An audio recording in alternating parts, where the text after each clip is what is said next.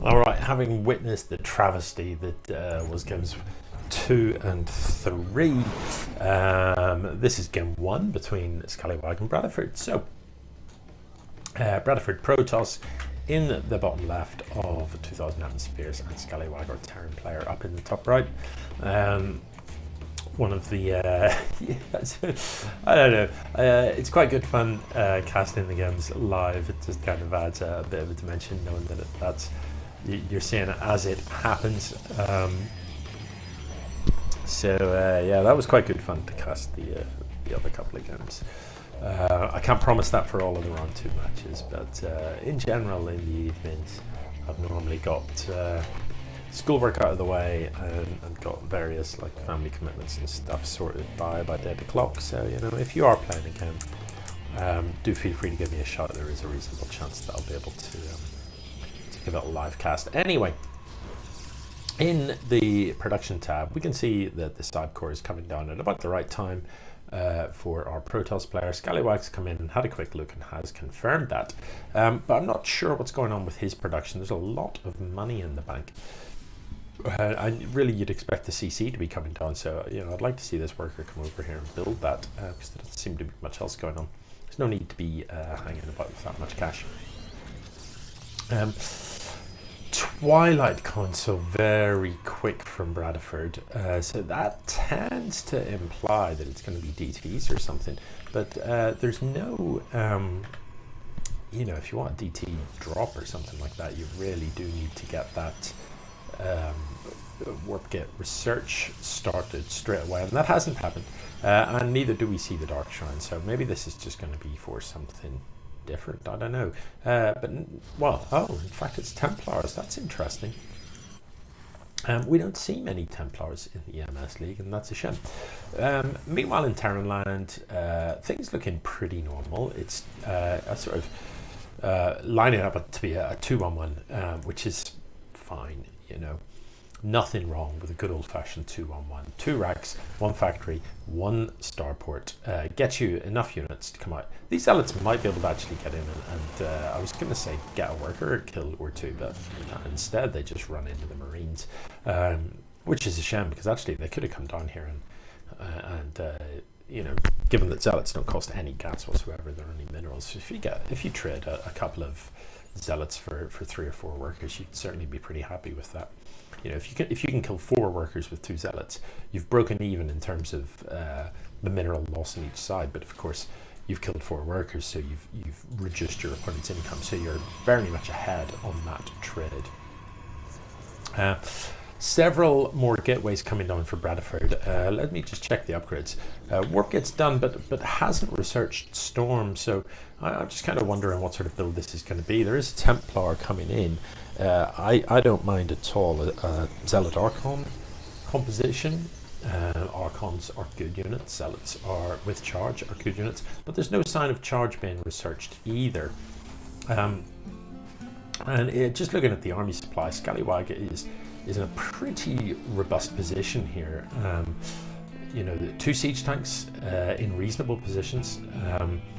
This one arguably could be a little bit further forward, because you've got like this, nothing can actually stand in this zone, so nothing can get up close to this ramp, so you can put that tank right on the edge here, and it is over edge if anything, well overrun, but you know, minor quibbles. The 3rd is well underway and is about to finish up, and already workers being transferred to that with the men and the natural reasonably well saturated. So Thors are an interesting choice, and to be honest, I don't know about going straight to Thor without doing a bit of research first, without doing a bit of what am I up against, because you know, if it's a grand army, then siege tanks are probably going to be your better choice. Smart servos, I think that is being researched, which is an interesting choice as well.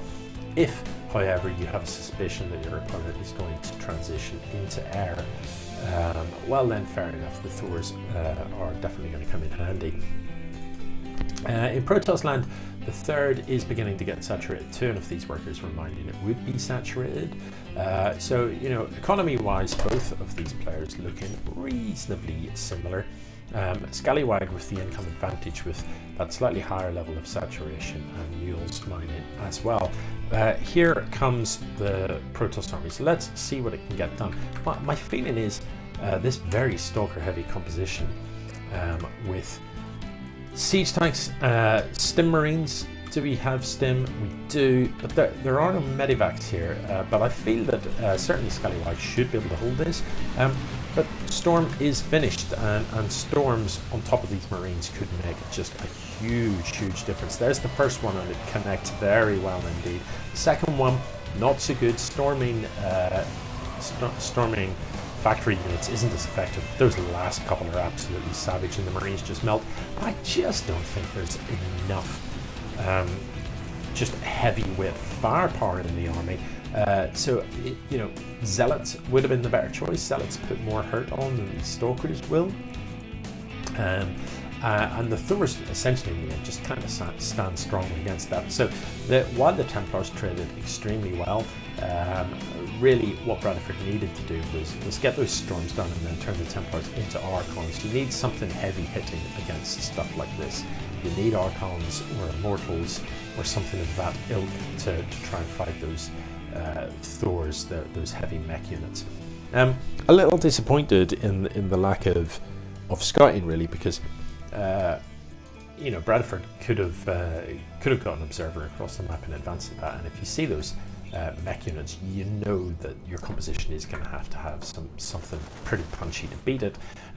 Again, this should be a relatively easy hold, although charge not yet done, but I feel like it probably isn't going to matter. The Zealots do get on top of the Thors and are just going to surround them and crush through them pretty quickly. So Bradiford holds that with relative ease.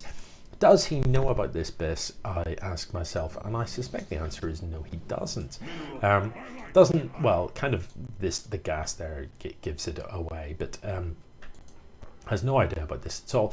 So income-wise, Scallywag is very far ahead, but can he match it with production? The short answer is no, not even close. We're still here on 2-1-1, and 2-1-1 is a fine build when you're on 2 bases. It's not a fine build when you're on 4. You really do need to up that level of production to match your income. Otherwise, this is the problem you end up with. You end up with all the minerals in the world and no way to spend them. And similarly on this side of the map, yeah, we've got a few gateways. But you're still going to struggle to spend the income of 3 bases with just 6 or 7 gateways. You need to be pumping out of the robo, or maybe a couple of robos or stargates or something like that, or be up at more like 20 gateways to really maximize the value you're getting. I didn't see these, I do apologize. So he does have a reasonable number of gateways. Actually, he's got about 15, so not bad. Yeah, so with that in mind, it's going to come down to really what sort of engagements he's getting. These Templars are very, very lit to the party, but that said, there's an awful lot of stuff at home here. These Thors are not going to be easy to kill. I haven't seen any Storms yet. The feedbacks could be absolutely fantastic against these Banshees. So feedbacks from the Templars would just kill all of those. But ultimately, I think these Templars are going to be in better shape warping into Archons. In the end, we only saw like 2 Storms, and the Templars are going to die. So that is an expensive trade, and didn't really achieve as much as it could. With better scouting, you could have taken this base for free with that army and just got in, got out, without too much bother at all. But really, the bigger issue here is that the production tab has been empty and is empty for too long in between warp-ins.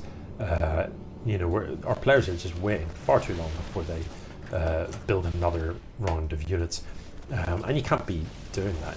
You really need to turn the money into units as quickly as you possibly can. Has he got blink? I'm not 100% sure. He has got blink. So a blink forward here, because look, you've got stalkers at the back not actually shooting. So either a stalker conveyor or a blink forward. Again, where's the next warp-in round? It needs to be happening already, and it isn't. So he's just not quite on top of that macro, not quite spending it enough. He's got a big mineral to gas imbalance, unfortunately, and that's because there's no gas ever dropped on this third. If he had charge researched, that wouldn't matter because you could just be cranking out. Oh, he does have charge. So he can clean this up pretty easily then without spending any gas. He can just crank out these zealots all day long. And, you know, just a right click of those zealots in the middle of this mineral line would instantly reduce your opponent's income by half. You know, because there's 16 mining here, it here. Literally, you get half your opponent's income. But Scallywag's got 10 grand in the bank because he can't spend it because he's still only got 2 racks. Yeah, so I don't know. Bradiford finally coming through with this stuff, but the upgrades are sadly lacking. You know, when you're against things like Marines, you've got to have those armor upgrades. You absolutely, you've got to have them. Unfortunately, these zealots can't shoot up, so the Banshees are going to do extremely well against them.